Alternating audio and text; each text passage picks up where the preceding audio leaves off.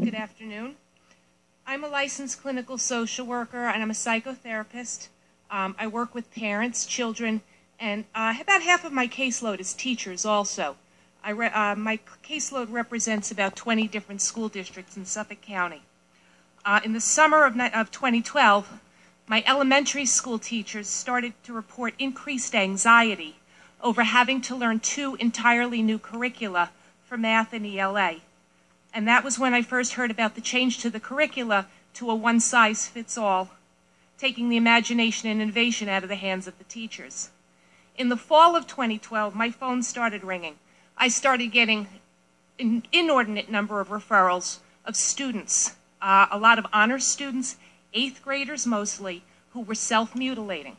They were cutting themselves with sharp objects, and they were burning themselves with cigarettes. My phone never stopped. And I didn't know why. I asked the kids, and all they kept saying was, "We can't take the pressure, it's too much." I also started getting a lot of elementary school students referred to me. They were refusing to go to school. They said they felt stupid and that school was too hard. They were throwing tantrums, begging to stay home, and upset to the point of vomiting. I was hearing from parents about kids bringing home homework they couldn't help them with. I was alarmed to hear that in some cases there were no textbooks for the parents to look at, and they had no idea what their children were learning. The teachers were reporting a staggering level of anxiety and depression, and that was when I first heard the term Common Core and learned about the standards that we now say set the bar so high anyone can walk right under it. Everyone was talking about the tests. As the school year progressed and the tests loomed, my patients were increasing their self-mutilating behaviors. They were complaining of insomnia, panic attacks, loss of appetite, depressed mood, and in one case, suicidal thoughts that resulted in a 2-week hospital stay for an adolescent. I don't know of any formal studies that connect these symptoms to the Common Core, but I really don't think we need to sacrifice an entire generation of children just to get the correlation.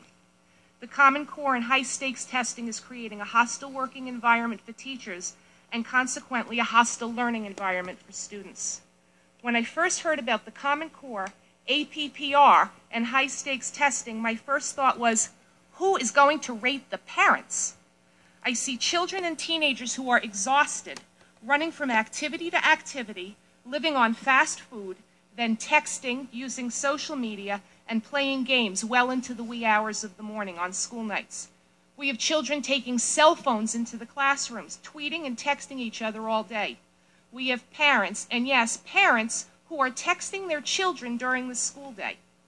Let's add in bullying and cyberbullying that torments our children, even to the point of suicide, and the interminable drug problem that we have. And these variables affect student performance, and we make the teachers responsible for their performance. The SED holds them accountable, substituting innovation and individualism with cookie-cutter standards, believing that's going to fix our schools. We can't regulate biology. Young children cannot engage in the type of critical thinking that the Common Core calls for. That would require a fully developed prefrontal cortex, a part of the brain that is not fully functional until adulthood. The prefrontal cortex is responsible for critical thinking, rational decision-making, and abstract thought, all things that the Common Core requires prematurely. We give children pre-assessments, tell them to succeed, and then give them tests on material they haven't learned and tell them it's okay to fail. They cannot resolve that mixed message. Last spring, a 6-year-old encountered a multiplication sign on the NWEA first grade math exam and asked the teacher what it was. The teacher was not allowed to help him and told him to just do his best. From that point on, the student's test performance went downhill. He couldn't shake off the unfamiliar symbol and couldn't believe his teacher wouldn't help him. The Common Core requires children to read informational texts that are owned by a handful of corporations. They don't have a filter to distinguish good information from bad. So whatever you put in front of them, they take that as gospel. They're literal. So when we give them a textbook that explains the Second Amendment as, the people have the right to keep and bear arms in a state militia, they will look no further for clarification. We ask them to write critically using emotionally charged language to persuade instead of inform. They don't have that functional prefrontal cortex. So they tap into their limbic system, which is the part of the brain that involves basic human emotions, anger and fear being the foremost. So when we ask them to use emotionally charged language, we're actually asking them to fuel their language with fear and anger and aggression. They cannot temper this judgment. They don't have the ability to do that. So we teach to the test, which I think doesn't really measure learning. I think the tests measure endurance and resilience. Only a child who can sit still for 90 minutes, come back the next day and do it again, and the next day again, can succeed. I'm going to introduce you to a couple, I'm almost done. I'm going to introduce you just a couple of student stories, okay? A couple of the faces of the Common Core. We have an entire third grade class that spent the entire day sobbing after one testing session. A second grader who witnessed this is now in third grade and won't go to school. She's being evaluated, a 7-year-old being evaluated for psychotropic medication just to get her to go to school. A 6-year-old who came home crying because in September, in the first grade, she didn't know what a vertex was. 2 8-year-olds opted out of the ELA exam and were publicly denied cookies because the teacher gave them to the class but wouldn't give them to them. And that teacher, who under duress, felt obligated to do such a thing. A 6th grader who once aspired to be a writer but now won't do it because we do it all day long, even in math. And a mother who has to leave work early because her son is hysterical over his math homework, and his CPA grandfather who's babysitting for him can't even help him do it. And countless other kids who are refusing to go to school, feel stupid, and now are completely turned off to education. I will conclude with this one thought. Our country became a superpower on the backs of men and women who learned in one-room schoolhouses.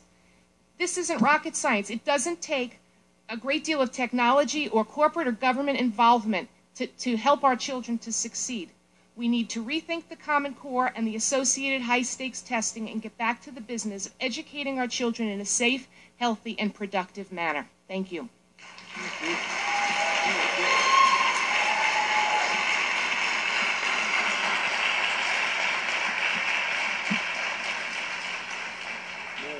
Well,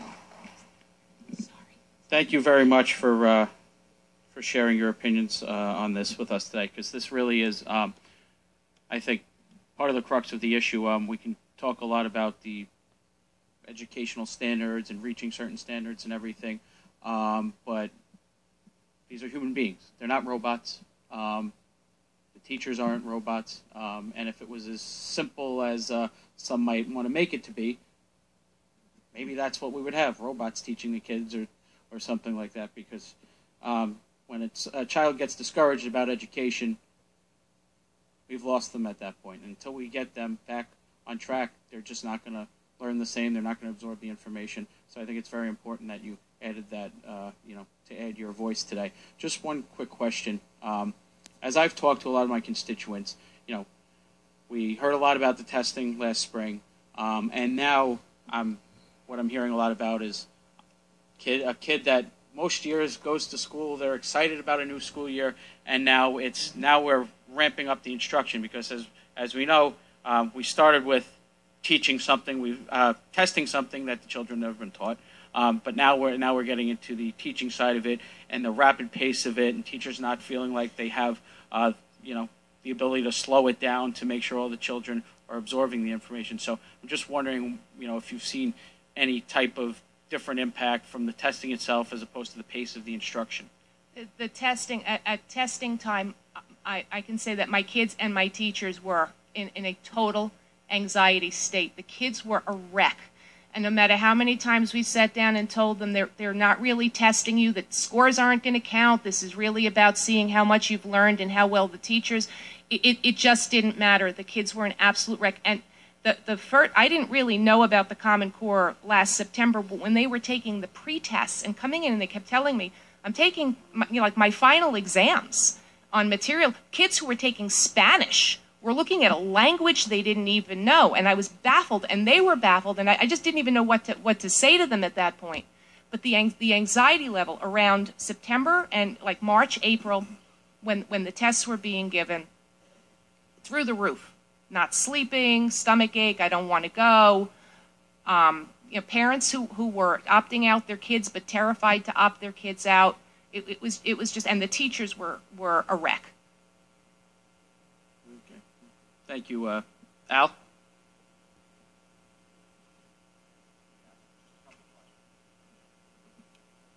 Is this on? There you go. Okay. Now, in your profession, you've taken courses on child development, and you've been exposed to some of the questions or the curriculum that the kids are going to, that they're supposed to be able to handle, correct? Yes. Have you looked at some of the curriculum? Yes, I have. And you've mostly the math I've seen. Right, and you study, and in attaining your degree, you studied child development. Yes, that is correct. And are you finding that what they're asking these kids to do is developmentally, appropriate for these children? I strongly believe that a lot of it is developmentally inappropriate. To especially this this focus on persuasion and persuasive writing and arguing basically is developmentally inappropriate when a child's prefrontal cortex is not fully developed. They tap into the limbic system. The limbic system is it's like primal, it's basic, and it's really fully charged by the flight or fight, adrenaline rush, anger, fear, and that's what they tap into. And so that's where we see all of the anxiety, and that's where we see a lot of acting out behaviors. Okay. They can't persuade at that age. Yeah. Percentage-wise, how big of an increase have you seen with kids coming into your office? Oh, it's at least doubled. At least doubled, if not more. And are you seeing teachers also? Yes. And what's the percentage of an increase of teachers that you're now? I would not say I've had a percentage increase in teachers referred to me. I've had a percentage increase, or I've seen a huge increase in their symptomology. I've had teachers who were almost ready for discharge, who are now medicated, who are, stepping up their therapists, that had them maybe down to every other week, who have now had to increase to weekly sessions. So there's most definitely a strain on them. Usually, come August, I start to hear kids and teachers saying to me, I'm starting to get bored. I'm getting ready to go back. This August, they were, I don't want to go back. Teachers sick to their stomachs about having to go back to work. Okay, and now these children with the self-mutilization, did they have a history of that before No, this? no prior history. I mean, I've had children who were self-mutilating. This is not a new phenomenon. It's the sheer volume of the number of kids that were coming into my practice, and it wasn't just from one school with one kid teaching other kids. It was coming from every district. And my office is in Stony Brook. I service at least 20 different districts. And every district, every middle school, high school, junior highs in some districts. It wasn't unique to one school. Okay, thank you. Thank you. Thank you very much, Mary. Thank you. Thank you. Thank you.